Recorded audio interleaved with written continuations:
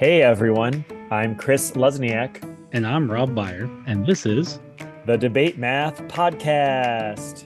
Debating Mathy Topics and Mathy Pedagogy with Mathy people just like you. Let's get into this month's debate. Hey listeners, what you're about to hear is a recording of a live debate that took place in Cincinnati, Ohio in spring of 2025. So if it's a little hard to hear at moments, it may be because of the audio that was collected in the recording. Otherwise, I hope you enjoy. Okay, so suppose you had a magic wand and suddenly had an extra 30, 40 minutes in the school day. What would you do at that time?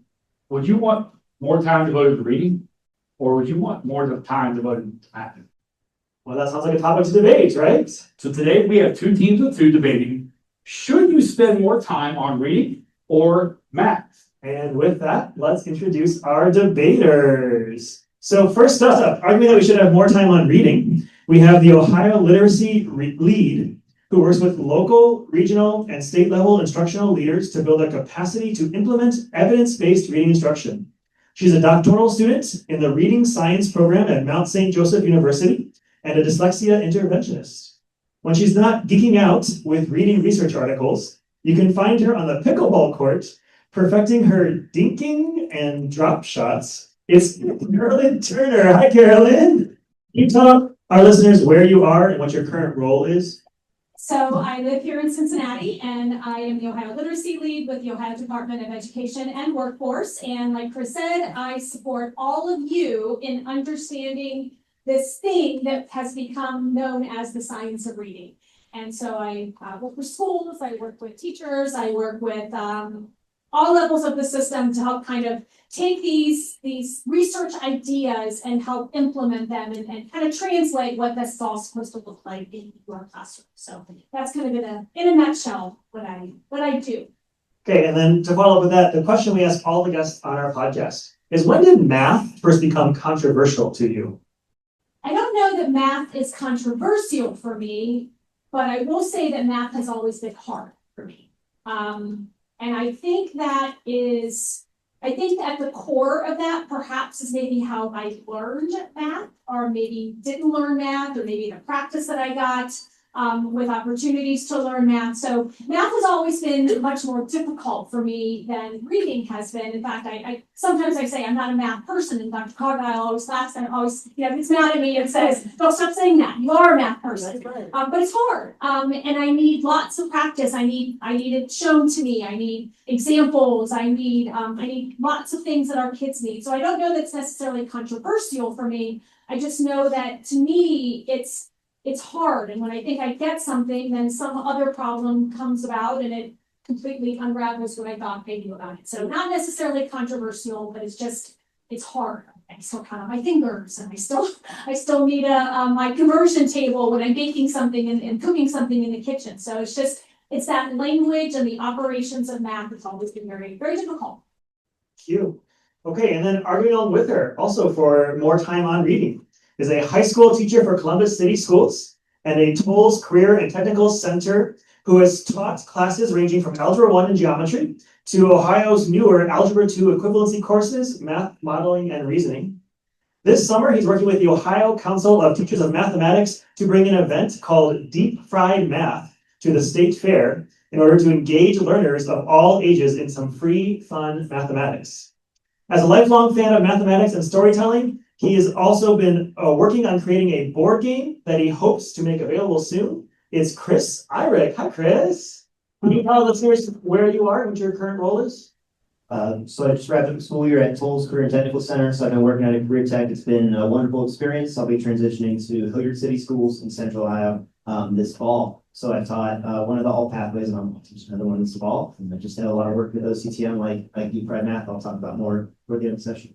Okay, and then the question again we asked all of our guests: when did math first become controversial to you? I think for me it was geometry. So I had this geometry teacher who was really hands off. He wanted us to figure things out for ourselves, and he gave homework every night. And I think he thought it was 20 minutes worth, but it always took me 2 or 3 hours. And my parents' philosophy at the time was, your job is school. So before I had a license and I was in this geometry class, all I could do was my homework.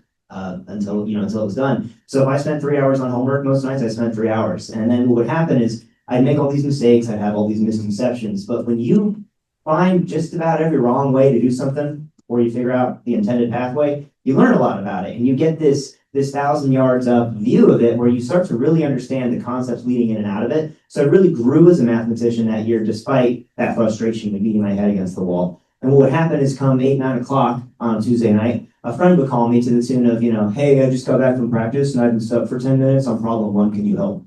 And I'd get a little frustrated, like, man, you tapped out kind of quick there, but I would help them. And it was really gratifying. I'd try to get them to talk me through the problem, but I knew all the pitfalls. And if they were about to go off track, I could steer them back without them wasting the 2 or 3 hours I did. But this created this controversy for me that I still feel to this day as a teacher, where I felt like I was kind of depriving them of part of the process if I wasn't careful. And I still try to be careful about that as a teacher. We've talked at this conference today about productive struggle. I think there was a lot that I learned that wasn't just mathematical from all that struggle. I even had some inefficient, unproductive struggle, but I gained this sort of metacognitive awareness that has helped me in every learning endeavor since. I feel like we kind of miss the forest for the trees with a lot of, not just math, but a lot of our teaching in the schools. We're so focused on standards that we forget, really, why do we learn math? Well, it's a thought exercise. Yes, there are direct applications of much of the math we learn, especially like arithmetic and early algebra. But even when you get into the weeds and it feels really specific, it's a thought exercise. And I think we really lose something when we forget that. And we don't want to focus so much on the content that we forget to learn how to learn. And I feel like that's been happening a lot. And as a teacher now, I still see it in my kids. Thank you both. Now, arguing that we should spend more time on math, we have a lover of middle school math and unadulterated chocolate. An educator who enjoys spreading a positive math mindset. Everyone can do math. She works for travel expenses. Next stop, hopefully Africa. It's Dr. Lori Cargile. Hi, Lori. Lori, can you tell everybody where you are and what your current role is? Absolutely. Hi, everyone. I am excited to be here. My current role is here at Hamilton County. I am with the State Support Team, Region 13. And as a State Support Team, School Improvement Consultant, I primarily work with math, and I'm also a regional data lead. And now the question we ask all of our guests: when did math first become controversial to you? Well, so before I became a school improvement consultant, I was a middle school math teacher for 10 years. I was an assistant principal, a consulting teacher, and so on. But math definitely became controversial early on in my career. When I was a middle school teacher, and I believe I was using connected math. I'm sure many of you all of you, I'm sure for the most part, teach math, have heard of connected math. It's a wonderful inquiry-based instructional material. And so in it, for middle school, I think I was teaching 7th or 8th grade, it asked the kids to bring lids, so any kind of round lids, and to use a string and have the kids measure the ratio of circumference to diameter. So when we did this, I recorded all of the results as the kids yelled them out to me on my little overhead projector. How many of you remember overhead projectors? So not to date myself. And it was a eureka moment, not only for them, but for me. When I could see that the circumference to diameter was a little bit over 3, a little bit over 3. So it was pi. Way back in undergrad, I was a math major. I did not take the traditional pathway to becoming an educator. I knew that pi was a constant value. I didn't really know what that meant until I taught it. And I learned it in a conceptual way, and I taught it in a conceptual way. So it was a controversy for me because I learned that I was going to teach differently than the way I was taught. I was going to make sure that math was conceptual. I was going to make sure that kids really knew what pi was, that they didn't just go home and memorize 3.14.159 ... and not know what it meant. Thank you. And finally, is a person who has returned to the debate math stage once again, an educator, a principal, a co-author of the upcoming sequel to Street Data, Pedagogies of Voice, Street Data, and the Path to Student Agency. and still a dope human doing dope things in life and in work. Someone you can always count on asking the question, what do the students think? It's Crystal Watson. Welcome back, Crystal. Okay, so fun fact, when I was a middle school math teacher, Lori was one of my coaches. Wow. So proud. You should. No, right now I am the principal at the Rockdale Academy in Avondale. I am currently hiring a fifth grade science and social studies teacher. I have worked as a coach. I've worked as an assistant principal and then was kind of thrown in this year and found out that I really love what I do. I am a co-author with one of the original authors of Street Data, Shane Safier. Our book comes out in August, so please look for it. And we are looking for folks that want to do an author-led book study with us, and or do some implementation within your classrooms or your spaces to start to move towards a pedagogy of voice and agency for our kiddos. And now the question we ask all of our guests, when did math first become controversial to you? You know, and the story changes almost every time, I feel like, but it keeps going back to the fact that I went through high school. I went to Lakota West High School. Any Lakota people in here? Well, went to Lakota. And I graduated regular like anybody else. I wasn't, number one in my class or anything like that, but I graduated and I might have been numbered out of 500 kids, 122 222 or something like that. So I wasn't like, it was a regular graduation for me. When I went to a regular state school, I won't name that school, but when I went to a regular state school and I had to take the entrance test to see where I was going to start. Now I stopped at Algebra 2 in high school, got through with a B. I ended up in remedial math in college. And I was like, what? What do you mean remedial? What does that mean? And for anybody that comes from a community where, families are really connected and they are successful from the eyes of, the society that we live in, that was kind of like am I dumb? Like, I'm asking that question, right? And I got into my remedial math classes, 082, with Dr. Couch at NKU. Oh, I said I wasn't gonna say their name. But she instilled, y'all, I'm so unserious, so get ready. She instilled in me that I can do math and I do know math, but there are tests out here that really bias towards or away from certain groups. And so it really put me on that trajectory to study that. But I was studying it from a criminal justice and psychology standpoint, and then ended up here. So I'm excited to be here. Well, thank you all for introductions, and let's begin. So we're going to begin with opening statements from each of the speakers. And we're starting first with Carolyn, arguing that we should spend more time on reading. Carolyn, you have 2 minutes. It starts now.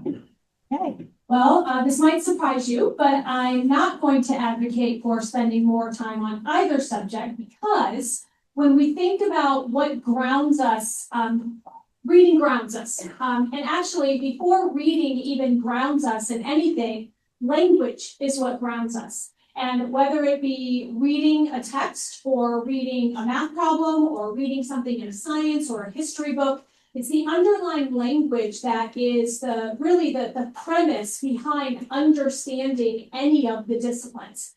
So when we think about should we spend more time in math versus reading or vice versa, it's really about what do our kids need? How many practice opportunities do they need? How much instruction do they need? What kind of instruction do they need? So what I advocate for are good instructional practices, sound instructional practices, grounded in, to me in the reading world, it's the science of reading quote. And then also thinking about the high quality instructional materials that we are using. And do those materials allow for enough practice, enough instruction, enough explicit instruction, especially in the reading world, to learn that code and then apply the code to the language-based practices. So when I think about teaching reading and teaching math, there is a reciprocal relationship. And for those of you who are sitting in the room, and this is a podcast, so this is going to be tough for your listeners. But if you look at the graph that I have up on the around the room here, you're going to see that we did some initial analysis of the performance index on Ohio's ELA and math. And our senior research analyst showed this along a continuum, right? A correlation.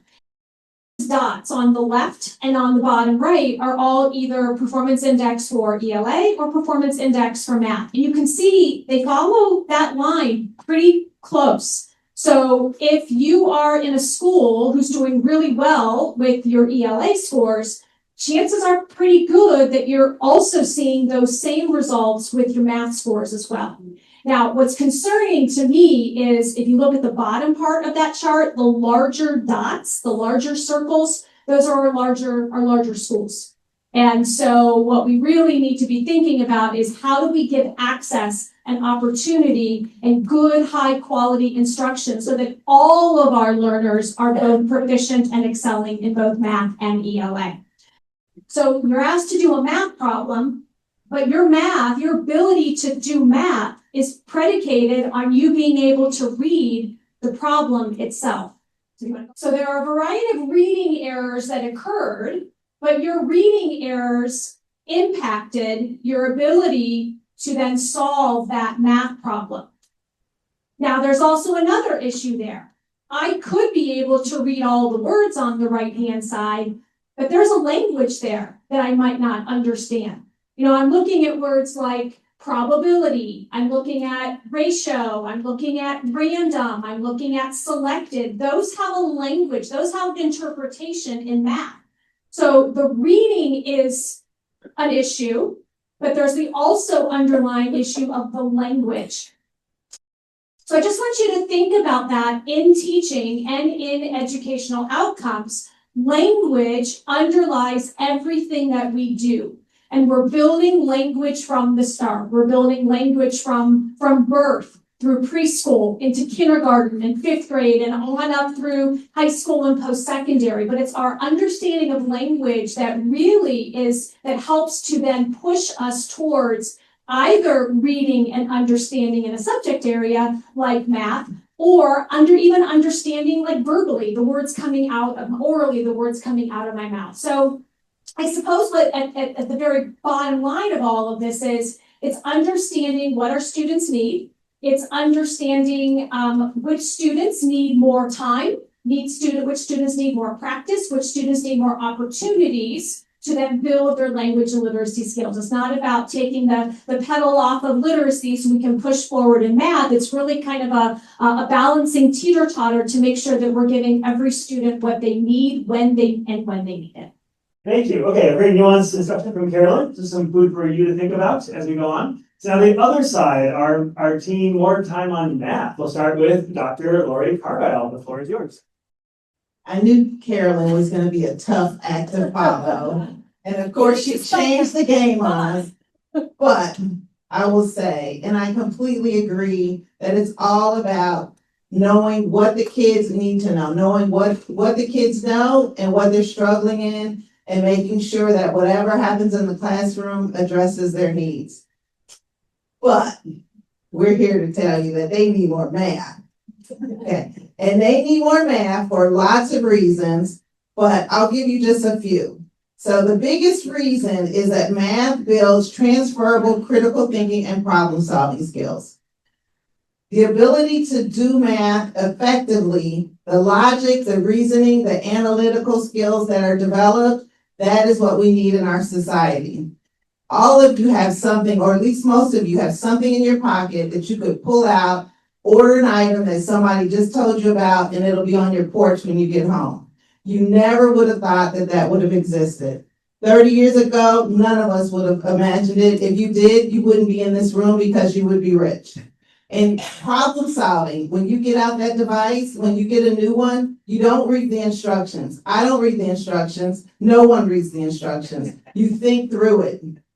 And that's what math does. And you may be thinking to yourself, well, when I get a new device, there's no numbers involved. No, logic and reasoning is what is the product of mathematics, of that mathematical language that Carolyn spoke about. We learn to reason, we learn to think, learn to do things that we've never been taught before when we're successful at math. And one of the standards for mathematical practice is perseverance. Teaching perseverance, you persist when you get a new device and you're frustrated. You want to throw it out the window, but you paid $1,000 for it, so you're not going to do that. You persist in thinking through and how to do it. And that is just one example of how we use mathematical and analytical thinking in a modern society. Additionally, math skills are lagging nationally. Unfortunately, the pandemic took a major toll on our kids in mathematics. Yes, they struggled in math. Yes, they struggled in ELA.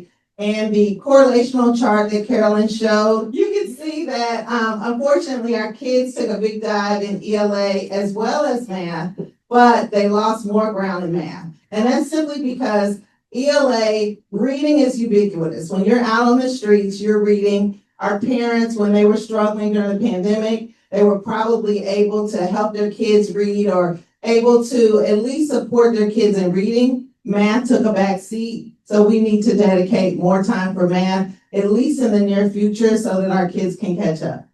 And finally, if you want to not have a kid in your basement when they're 30, they need to be able to do math.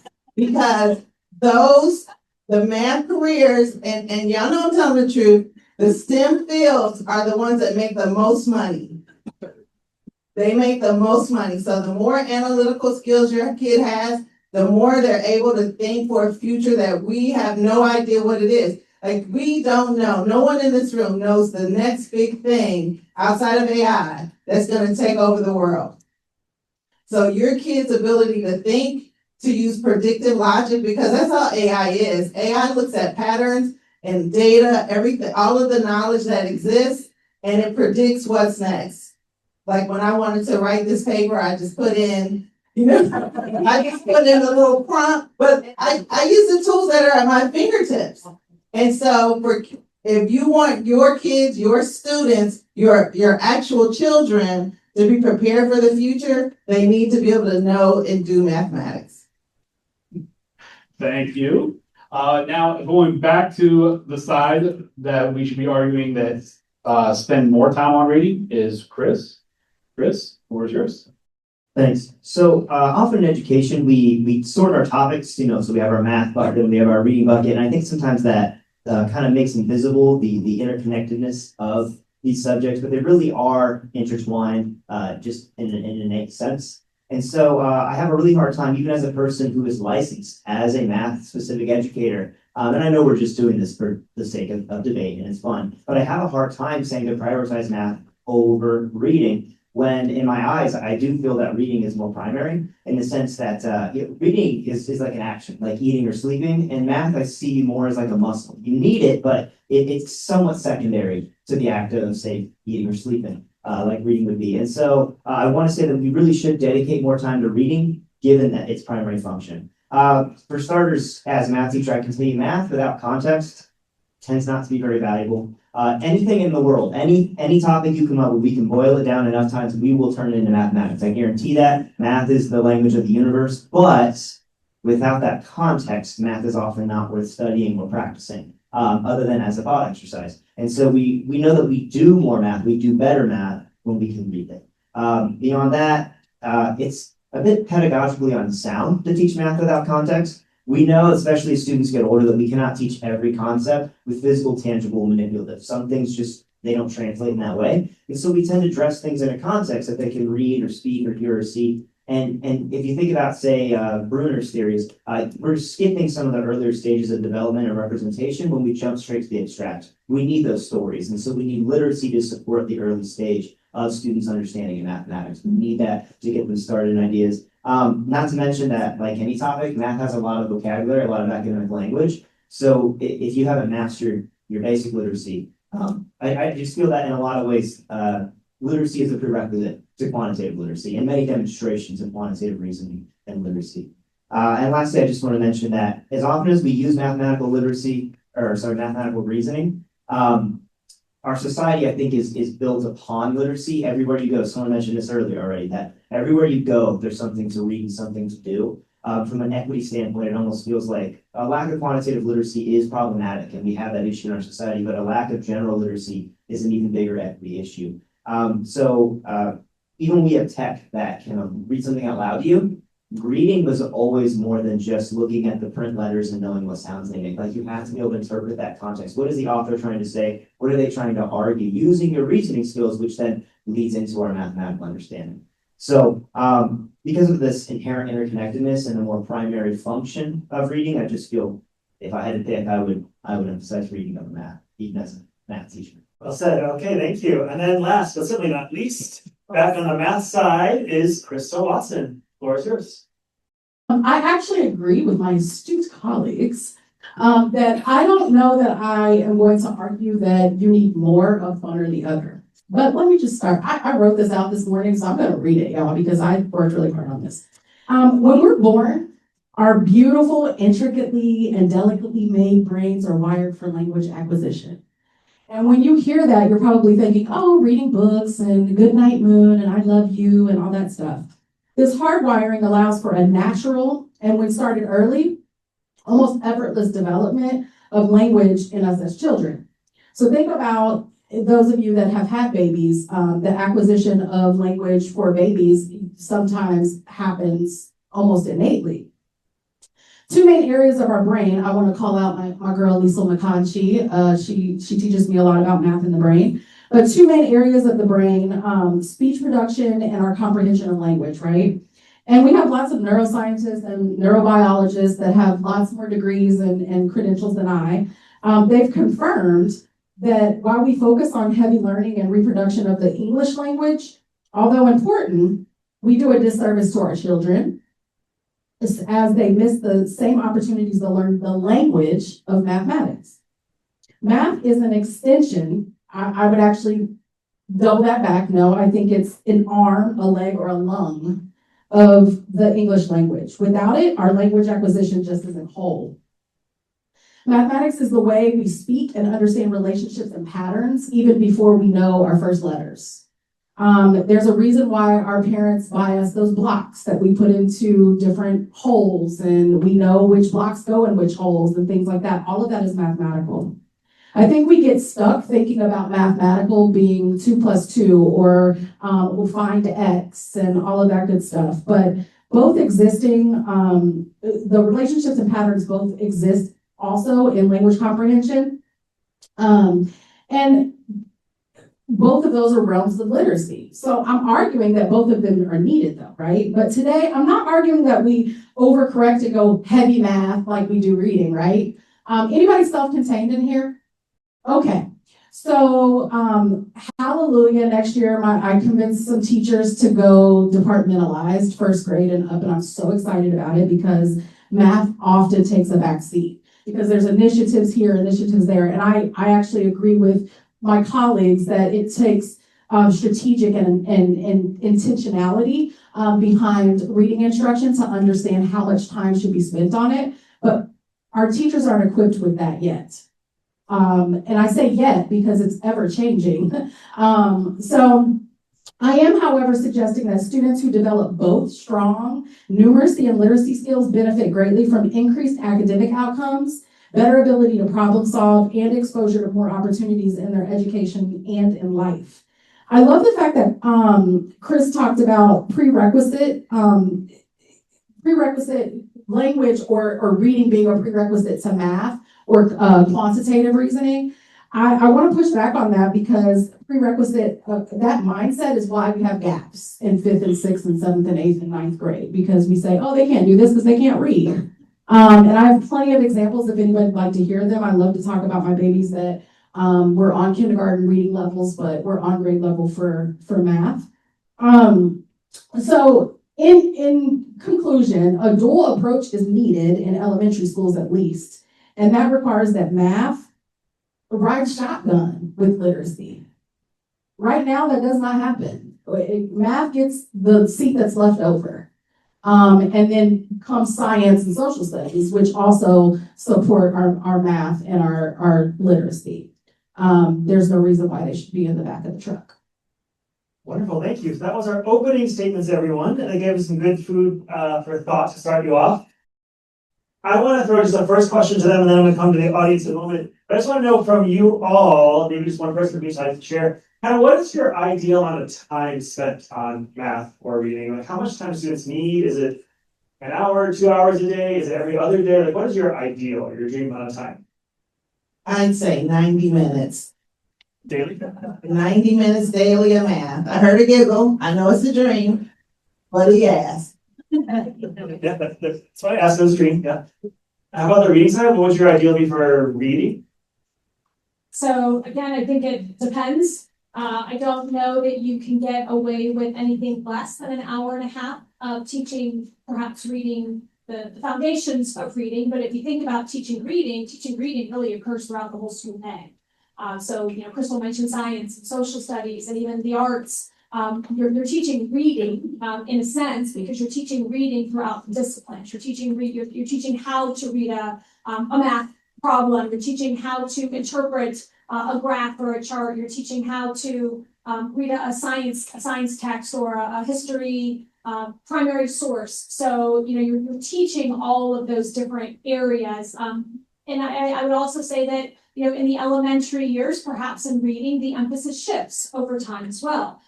Kindergarten and first grade, there's more of an emphasis on those foundational word recognition skills, but we're not just teaching word recognition all day long either. We're teaching, you know, the language pieces. We're teaching, you know, the building the background knowledge and vocabulary and, you know, all those critical thinking skills. So, you know, to quantify it, and, you know, 90 minutes may be enough. Again, we're looking to at a good, strong multi-tiered system of support, which might also need to include some tiers of intervention, right? So more time, more practice opportunities, more opportunities for feedback with students in later parts of the day in terms of intervention according to, you know, data of what students need and when they need it. So I would say a minimum 90 minutes, but, you know, that again, time is variable. So you could have 90 minutes allotted on your schedule and you could go into a classroom and it's not 90 minutes of solid, you know, teaching and making sure the students are on task. So there's that variable amount too. So it's that what we're teaching and it's for how we're teaching it. That's really the critical factors with the time element. From a teaching and administrative standpoint, so, you know, we're talking about 90 minutes reading, 90 minutes math, like there's already, you know, 3 hours. And we're also talking about intervention on top of that. What about the whole child? So it is going to be for both. Like, what about the arts, the music, world languages, PE, health? Like, how are we, from an administrative standpoint, I know, Crystal, you'll probably be the first one to answer this. From an administrative standpoint, you're looking at that master schedule for the year. How do we prioritize? Like what does that look like on a schedule, not just in a philosophical way? So for me, as a new administrator, the one thing that I've noticed is we like doing things because we've always done them. So a master schedule is not anything different. It's like, oh, here's the template that I used last year. Just plug in who's there without looking at what our data looks like. How did the kids end the year last year? What kids are returning? Et cetera, et cetera. So like, for instance, in my building, we did tremendously well in 5th and 6th grade. They grew in every single area, a tested area in 5th and 6th grade. So where I might more strategically mandate sometimes in other grade levels based on my observations of what skills teachers have, things like that. In 5th and 6th grade, they might have some more autonomy to kind of do what they're doing, but also I'm going to look at their data and see where I can strengthen, right? But I think that as administrators, we've got to get out of our own way and stop using the word differentiation without doing it. It's really annoying for teachers to hear, where's your differentiation? Didn't you differentiate? And I'm like, I'm sitting in a staff meeting and I'm hearing the same thing that this person next to me that doesn't know how to work their computer, but I shouldn't be in the same situation. So if we're going to want our teachers to differentiate and be able to do things that are specific and data focused, we've got to do that as administrators. We've got to be able to roll up our sleeves and do what we're asking and stop asking teachers to do things that we wouldn't do ourselves. Like, if I'm scared of your students, but I'm telling you don't be scared of your students, that's a red flag. If I'm telling you that you need to spend 120 minutes on reading and 90 minutes on math, and then I never come and see what you're doing in that 120 minutes, to Carolyn's point, then that's a red flag. And I think that we've got to get out of the politics of being afraid to speak up against administrators that are doing those things, because they're doing a disservice to the kids, they're doing a disservice to y'all as teachers, they're doing a disservice to the folks that they're calling in as coaches. Because even as a math coach, I'd come in and I'd be talking to a teacher and I'm like, okay, let's set up what your block is gonna look like. And then there's no follow through. So I can't hold you accountable. I'm only a math coach. I'm a teacher, a glorified teacher that gets a little stipend every year. But your administrators who can do that. So I feel like we've got to get out of, one, doing what we've always done, because it doesn't work. I haven't met a master schedule in any of our neighborhood schools that works to make sure that our kids are shoring up gaps and getting on grade level instruction. It's all about adult comfort. Also, second, prioritizing common planning, common lunch, and extra planning. So my team leaders in my building are getting 30 minutes extra planning next year, because guess what? They have to plan team meetings. I don't expect you, yes, you're getting a stipend, yes, you're getting paid well for being a team leader, yada, yada, yada. But that doesn't mean that I shouldn't do a little extra because you're gonna do extra for me and my kid and our kids, right? So I think the fairness piece is there too. And then thirdly, I think, again, as administrators, we've got to get outside of ourselves and the title. Because I could give a crap less who knows that I'm the principal in the building. I want to make sure that they know that I'm a person that they can go to learn from. I can help you. I'll pull a small group. I'll talk to kids. It's not about discipline all the time, et cetera, et cetera. So that's for me. Anybody want to come work at Rockdale? Come on. It's a great place. Now taking it to the other side, maybe Chris, from a teaching standpoint, I'm curious, your thoughts, same question, like looking at a master schedule, I know how much experience you have with that. I've always said that I would prefer an irate parent over a master schedule any day as an administrator. But from a teaching standpoint, how can we incorporate a whole child as we are planning a day, if that were, you were able to do that? Yeah, I love a lot of things Crystal was saying. It really ties into something I'm very passionate about, which is this idea of teachers leading their own professional development and collaboration. I think we can tie a lot of what we've been talking about here. You hear the phrase literacy across the curriculum, and it is hard to prescribe how many minutes a day we need to read. But if we're actually following things like the science of reading in every classroom, then we are getting those 90 minutes easily, and we don't have to mandate that maybe ELA gets 2 periods and everything else gets 1 in 7th grade. Because I know that was the rule when I was in 7th grade. But you think about even math across the curriculum. Why not have the math and science departments collaborate, and the math teachers and science teachers talk about where is that overlap and how can we work together to make sure kids are getting more than just the 1 period a day of math, because it's being used in their science classes. And I think when we talk about districts wanting to implement PD for their teachers, we just, instead of paying someone to come in and run a session that, like you said, maybe only half the staff need, just let the staff work together on their needs and share within your staff. What do you have that you can give to each other right now that will help you all become stronger as a collective unit and help those kids get that literacy in mathematics across the curriculum? And I must have misspoken with Crystal. You had mentioned I had written prerequisite to showing quantitative reasoning. I've written a prerequisite to demonstrating quantitative reasoning. Maybe we can agree on that. Literacy is a prerequisite of demonstrating in many cases, although even in that case, you can demonstrate quantitative without regular, but it often is. But yeah, I think I answered. Yeah. Okay, I want to open it up to questions from the audience. I don't have a question for either side or both. And your thoughts are, how would you spend your time on reading versus math? Start here. So do we necessarily have to choose one or the other? Following up on what Crystal said, I'm a gifted specialist. And what about the idea about letting students choose their passion area? So I'm slightly opposed, because as a kid, I would have chosen ice cream. If given the choice between math and ELA, I wouldn't have chosen either one. I think part of our issue is that both content areas are so siloed. I understand the kid choice, and because we know it increases engagement and all of those things. But I'm concerned that, do kids know what's best for them? And I think part of the issue is the choice, the question of the choice, because to me, they should be in tandem. I think about that example that Carolyn showed us where kids need to be able to read a problem to solve a math problem.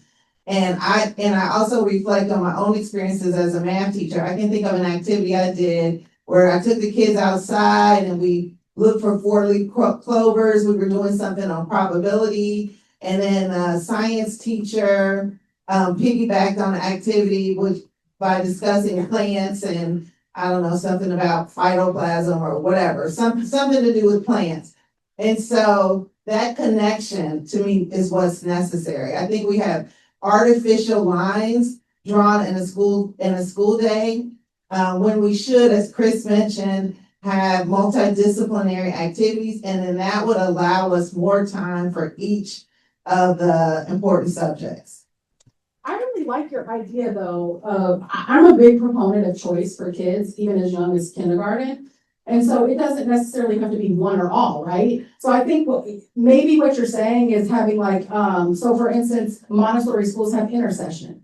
And during your intercession, you get to choose what you engage with. And all of it is based in your core subjects, but it is engaging in a different way than what it is when you're in class, right? I think the same thing for like Indian Hill. I love visiting Indian Hill because they have their win time. I can't remember what they call it at this moment. Go time. Thank you. Do you teach there? No, my kids go there. Oh, awesome. Yes. So they get to choose, and the teacher's like teaching something that they're passionate about, right? So you go learn how to crochet or whatever. Guess what? Crochet is math. I crochet. You have to read a pattern, which is reading, it's analyzing, it's all of those things, right? So it's not just crochet, but it could be an art, it could be a STEM, it could be anything. You can ask this lovely woman right here what her kids get into during their go time. It's amazing. So it's not you're not getting rid of class time, you are just supplementing it with more engagement based on choice. And enrichment. And even our kiddos that have those gaps that need intervention, we cannot intervention our way out of our gaps. We can't. We have got to start to enrich our kids so that they can have some wins. Like, what are you good at? So that I can put that in front of you so that you can have some wins. There's no kid in this world that is not good at something. Something. We just got to find it. And teachers don't get enough time to find it, in my opinion. Yeah, I was just gonna, say about the choice aspect of it. Certainly there's opportunities for choice. There's also the understanding that you have to have a base knowledge of something to be able then to make a good informed choice.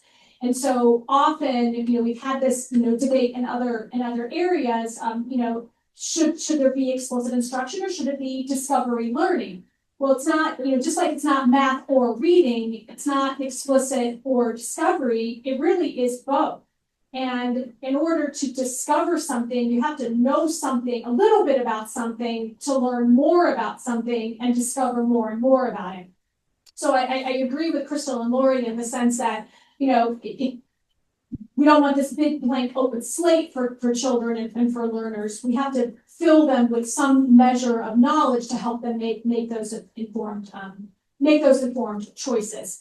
And in the case of learners who especially they have severe and persistent learning difficulties, that explicit instruction is absolutely necessary to give them that basis and that grounding that they need for later success. Especially, some kids might, benefit from an extension in their win time or their go time or whatever that might be. But there are other learners who really need some additional opportunities for instruction and practice within that time as well to be able to make better choices, informed decisions, discover, a particular concept, learn more about it. So that's kind of my thought. Discovery and explicit kind of goes hand in hand with reading versus math. It's really not an either or. It's really what's going to benefit the learner, the child most. I think we have time just for one more question. We have a burning question they really want to ask the panel up here. So this is diving into that intervention time. So being in a bunch of different buildings, I see that intervention time solely being spent on reading. So I know it's mandated for a couple different buildings, but asking for the panel, what is your ideal chunk of that intervention time? It depends. Intervention studies are tricky. They're complicated because, at least in the reading world, many of the intervention studies we have were done in very controlled environments. They're done with researchers, they're done in a lab setting, they don't have all of the extraneous factors that are involved. Again, it's again to me, and really looking at how to support a learner in learning to read. Yes, it's time, but it's also what's happening within that time, right? So if I'm working with a learner and I know I have an allocated 45 minutes for intervention, because I used to do some tutoring in an intervention setting, but anyway, or even in a school setting, I know I have 45 minutes allocated for that. I have to be very strategic in the teaching and what I'm asking that student to do within that 45 minutes. If I only have 35 minutes or 30 minutes, I have to be even more strategic than that. So it's kind of that cut the fluff kind of time to really maximize the time that we have, because I think somebody was saying earlier, you have 6.5 hours, 7 hours in a day in a school day. You don't get all that time with kids. So you have to really maximize that allocated time so that it's very strategic and well planned and well thought out. I would think that you couldn't get an intervention accomplished effectively in anything less than 30 minutes. By the time you get them in, seated, and materials out, and directions given, and all of that, I mean, at least 30 minutes, and then more for kids who have more severe and persistent learning difficulties. And math probably needs this, at least that same amount of time. Well, I think the problem that we're going to encounter is, and Lori brought it up so beautifully, is that we have this persistent gap that's occurring, and we have to find a way, I want to say balance it out, but we have to find a way to really strategically use data to find the gaps in that system and then target what that need is. Everybody needs a solid grounding of core instruction in grade level material, whether that be reading, math, science, whatever. Everybody needs that solid grounding of grade level material, core instruction. And then how we maximize the time for acceleration of particular learners or intervention of particular learners, that's going to be variable within your school day. You can't pay principals enough to develop a master schedule. I mean, it's just there's a science to the master schedule. There's a math to the master schedule, and it's really does start with the data.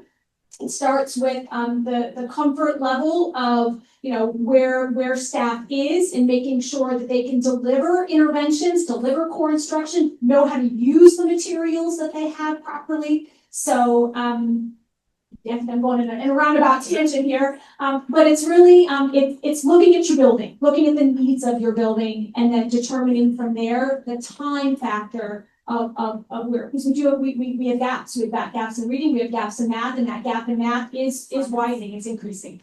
Can I jump quickly to the other side, or your Crystal?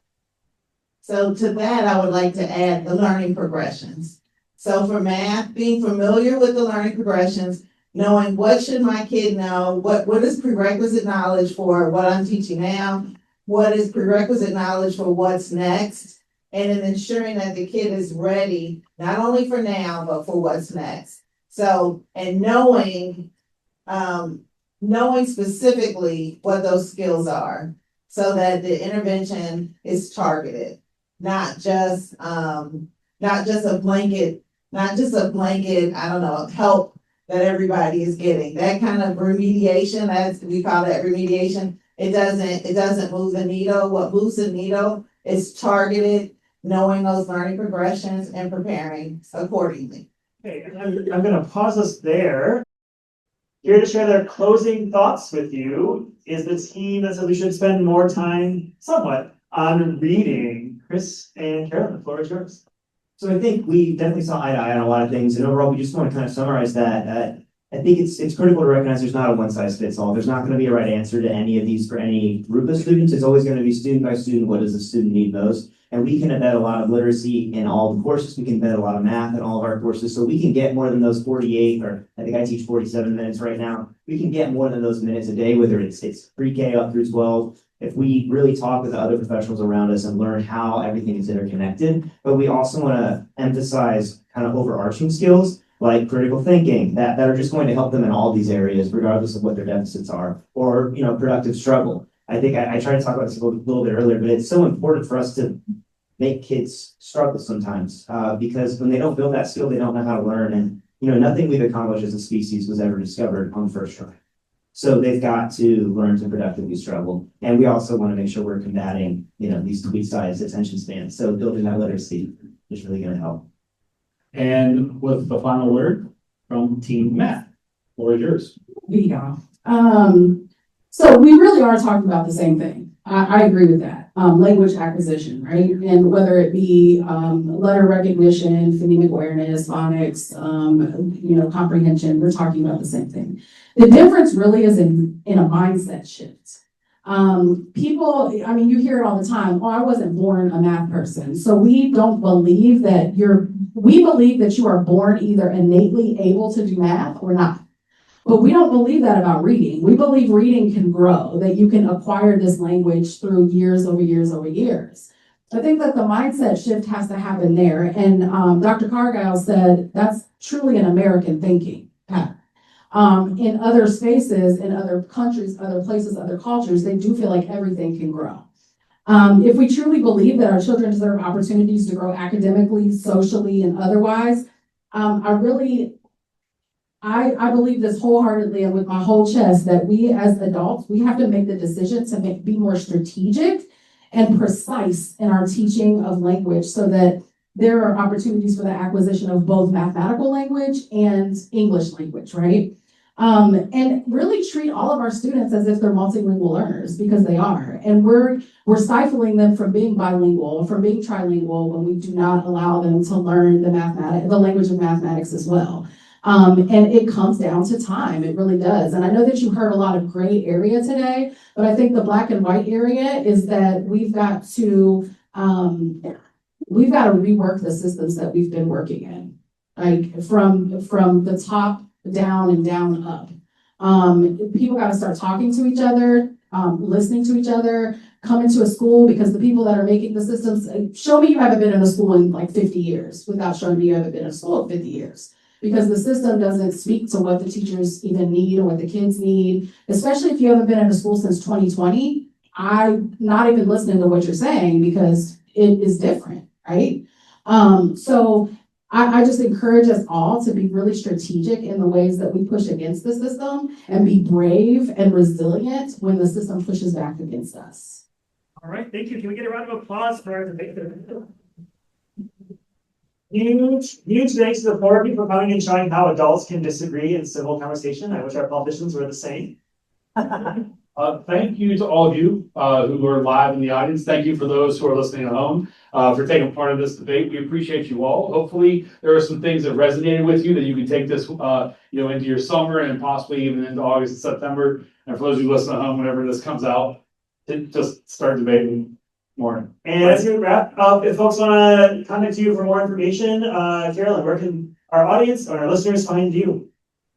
Well, I've kind of given up on social media. However, if you want to learn more about our efforts for literacy achievement in Ohio, I highly recommend you can just Google Ohio Department of Education literacy.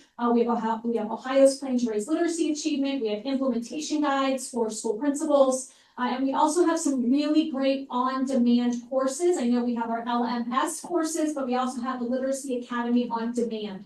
They're short little mini courses. They cover a variety of literacy topics, including literacy across the disciplines.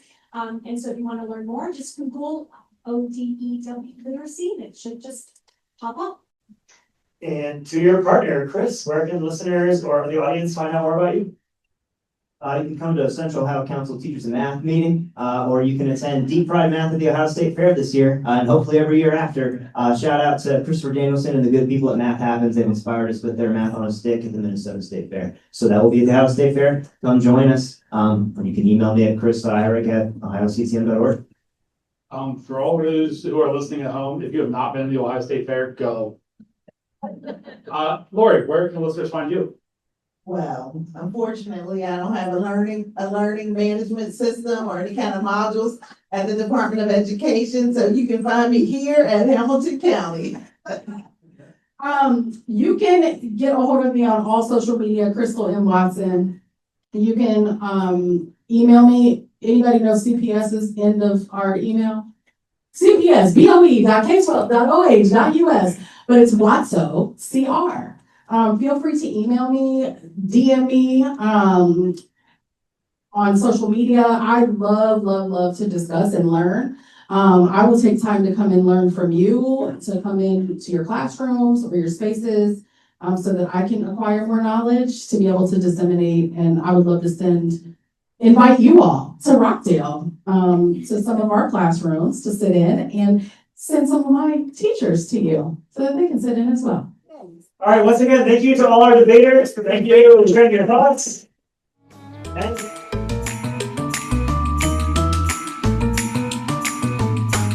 want to learn more about incorporating debate activities into your math classroom? Go to luzniak.com/podcast to sign up for my mailing list and get your first set of example debate activities you could use with your students today. Go to luzniak.com/podcast. Don't forget to reach out to us with comments and questions on debatemath.com, or follow us on Twitter @debatemathpod, and follow along with #debatemathpod. Rate us and review us on Apple Podcasts. Or wherever you listen to this podcast. Your feedback is super important to us. Well, that's all from us. Looking forward to debating with you more next episode. Until next time, cheers.